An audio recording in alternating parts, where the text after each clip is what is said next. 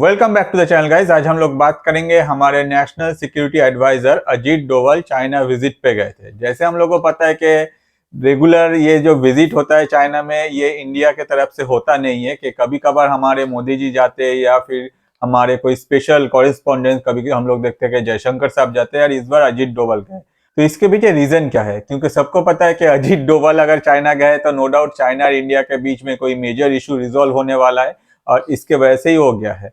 तो अगर हम लोग थोड़ा सा पास्ट में जाए तो हम लोग को पता चलता है कि इंडिया के साथ चाइना का जो बॉर्डर डिस्प्यूट हो रहा था इतना साल से, लगभग 5-6 साल से जो हो रहा था, वो थोड़ा सा एक नेक्स्ट लेवल पे गया है। मतलब एक पॉजिटिव साइन हम लोग को मिला था, जिससे हम लोग ये एक्सपेक्ट कर सकते हैं कि आगे जाके चाइना के साथ जो इंडिया का प्रॉब्लम है वो रिजॉल्व हो जाएगा।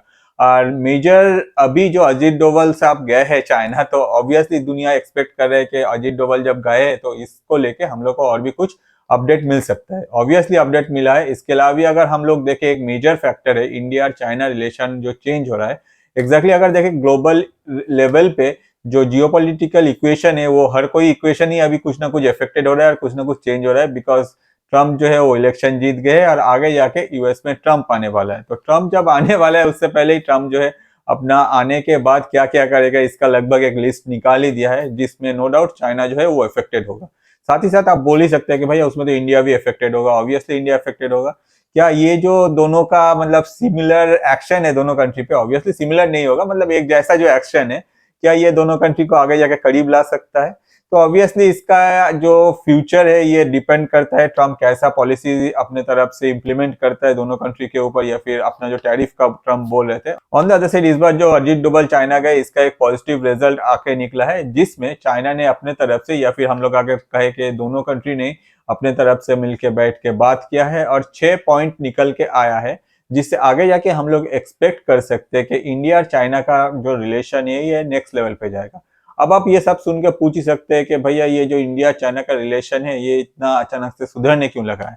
सुधरने लगा है, मेन रीजन जो है वो है ट्रम्प और ट्रम्प का जो पॉलिसीज आने वाला है। ऑन द अदर साइड अगर देखा जाए प्रेजेंटली चाइना का जो हालत है, चाइना एग्जैक्टली बहुत साइड से डिफरेंट प्रॉब्लम में घिरा हुआ है।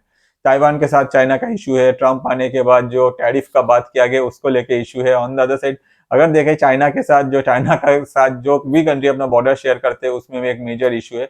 ऑन द अदर साइड अगर हम लोग लॉन्ग टर्म में देखें कि चाइना कभी भी किसी कंट्री के साथ इतना इजीली वॉर पे नहीं जाता है। चाइना हमेशा क्या करता है, अगर किसी का जमीन लेना है तो भाई आता है, उन लोगों को धमकाता है, उन लोगों को डराता है, मगर कभी भी वो गोली नहीं चलाता है, क्योंकि वो सोचता है कि भाई वॉर में इतने जल्दी हम लोग कनेक्ट नहीं होना चाहते। ऑन द अदर साइड अगर इंडिया के साथ ही चाइना का रिलेशन हम लोग कंपेयर करें तो इंडिया चाइना दोनों कंट्री के पास ही न्यूक्लियर पावर है, और दोनों कंट्री कभी भी नहीं चाहेगा कि भाई एक छोटा सा झड़प आगे जाके कोई मेजर इवेंट में कन्वर्ट हो। तो इसके वजह से ही चाइना हो सकता है कि अभी सोचा है कि भाई दुनिया में इतना प्रॉब्लम चल रहा है, हम लोग के ऊपर और भी ज्यादा प्रॉब्लम आने वाला है, तो चलो एक काम करते हैं, इंडिया के साथ ये जो छोटा मोटा प्रॉब्लम चल रहा है इसको पहले सुधारते हैं। अब आपका जो क्वेश्चन होगा कि भैया इंडिया ही क्यों? क्योंकि अगर हम लोग देखें जो इंडिया का इकोनॉमी है ये डेवलप कर रहा है, ऑन द अदर साइड अगर बाकी जो कंट्रीज के साथ चाइना के इश्यूज है, उन लोग के साथ चाइनीज इकोनॉमी का जो डिफरेंस है वो बहुत ही ज्यादा है। इंडिया के साथ भी है, मगर इंडिया ग्रो कर रहा है, बाकी सब चाइनीज के साथ जिन लोगों का भी प्रॉब्लम चल रहा है वो सब कंट्री का इकोनॉमी इस लेवल पे ग्रो नहीं कर रहे। तो इससे क्या होगा, इससे चाइना उन लोगों को जल्दी हैंडल कर पाएगा। ऑन द अदर साइड अगर एक कंट्री का इकोनॉमी ग्रो कर रहे, उसको हैंडल करना चाइना के लिए फ्यूचर में जाकर और भी टफ हो सकता है। इससे अच्छा है कि भाई इन लोगों से मिलके रहते हैं। या फिर एक और भी फैक्टर इसमें है, वो है आपका रशिया। क्योंकि प्रेजेंटली रशिया जो है, रशिया चाहता है कि भाई ये जो वेस्ट है वो वेस्ट के खिलाफ अगर कोई कंट्री एक साथ मिलके खड़ा होते हैं at that point of time, वो रशिया, साथ ही साथ चाइना और इंडिया भी आ जाए इन लोगों के साथ। तो ऑब्वियसली अगर इंडिया को ये टीम में शामिल करना है तो इंडिया और चाइना के बीच में जो प्रॉब्लम है उसको रिजॉल्व करना होगा। हो सकता है कि ये जो मेजर मतलब ये जो मूवमेंट हो रहा है इंडिया चाइना के रिलेशन में, जैसे मैंने आपको कहा, इसमें one of the major factor है ट्रम्प, और एक मेजर फैक्टर है वो है आपका पुतिन। क्योंकि हो सकता है कि पुतिन के कहने पर भी चाइना ने अपने तरफ से सोचा है कि भाई नहीं, पुतिन सही बोल रहा है कि भाई इंडिया के साथ ये सब जो प्रॉब्लम है छोटा मोटा प्रॉब्लम है, ये कुछ ज्यादा नहीं है, अभी टेम्पररी इसको हम लोग रिजॉल्व कर लेते। तो इस बार जो अजीत डोवल साहब चाइना गए, उसमें चाइना का जो वाइस प्रेसिडेंट है वो आके अजीत डोवल साहब को वेलकम किया।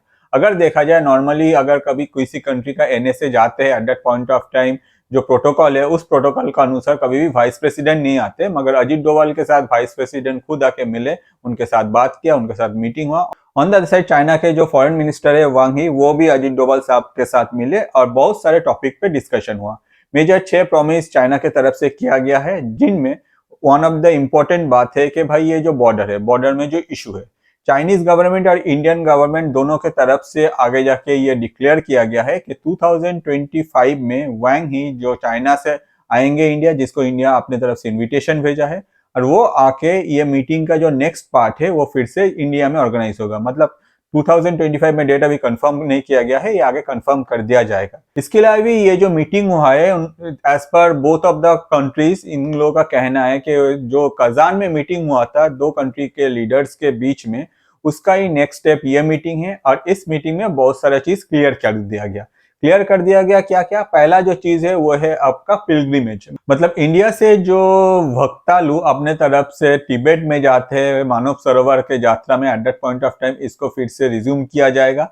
आगे जाके इंडिया से ये जो ट्रैवल है ये फिर से स्टार्ट हो जाएगा और जो लोग जाना चाहते हैं वो लोग जा पाएंगे। ऑन द अदर साइड अगर देखा जाए, एक और फैक्टर है, वो है आपका रिवर।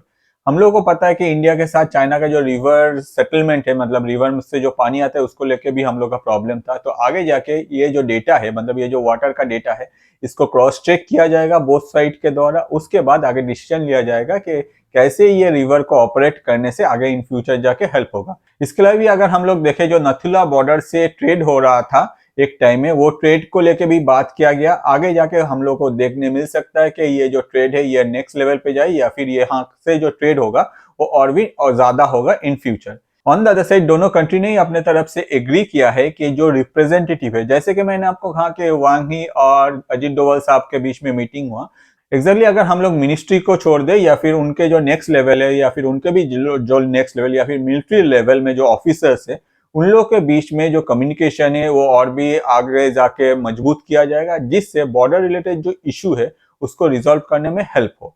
इसके अलावा भी कहा गया है कि दोनों कंट्री के बीच में एक fair, reasonable, mutual acceptable package solution लाया जाएगा regarding the border boundary issue को लेके।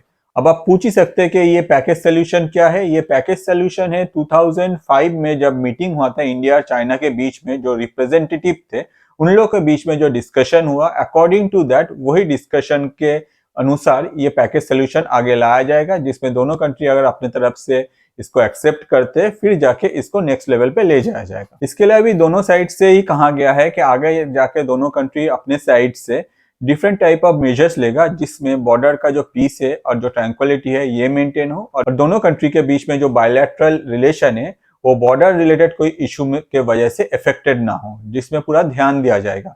इसके अलावा भी दोनों कंट्री के बीच में बहुत सारे टॉपिक्स में बात हुआ, जिसमें अगर हम लोग देखें मेजर जो है वो है इंटरनेशनल इश्यूज और जो जियोपॉलिटिकल सिचुएशन चेंज हो रहा है।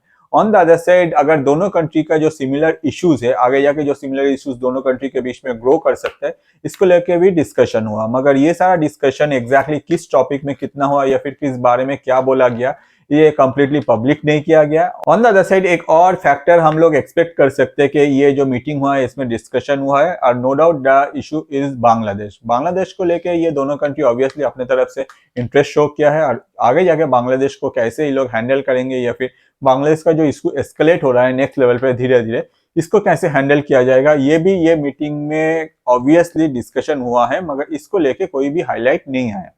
तो होपफुली ये वीडियो आपको इंटरेस्टिंग लगा। अगर आपको ये वीडियो अच्छा लगा तो मैं आपको रिक्वेस्ट करूंगा मेरे YouTube channel that is Atanu Paul ATANU space POL में जाकर चैनल को सब्सक्राइब कर सकते हैं। बहुत सारे टॉपिक्स में बहुत सारे वीडियोस वहां आपको मिलने वाला है। जो वीडियो आपको सबसे अच्छा लगता है मैं आपको रिक्वेस्ट करूंगा आपके लाइफ में जो स्पेशल पर्सन है उनके साथ शेयर कीजिए। ऑन द अदर साइड जब भी आपको चैनल में जा रहे हैं या फिर चैनल को सब्सक्राइब कर रहे हैं, जो बेल आइकन है उसमें क्लिक कर दीजिएगा, क्योंकि वीडियोस जो है वो डिफरेंट टाइम में आएगा। जब भी आएगा आपके पास तुरंत नोटिफिकेशन पहुंच जाएगा। और ये वीडियो एंड तक देखने के लिए आपको और आपके लाइफ के स्पेशल पर्सन को मेरे तरफ से बहुत सारा धन्यवाद।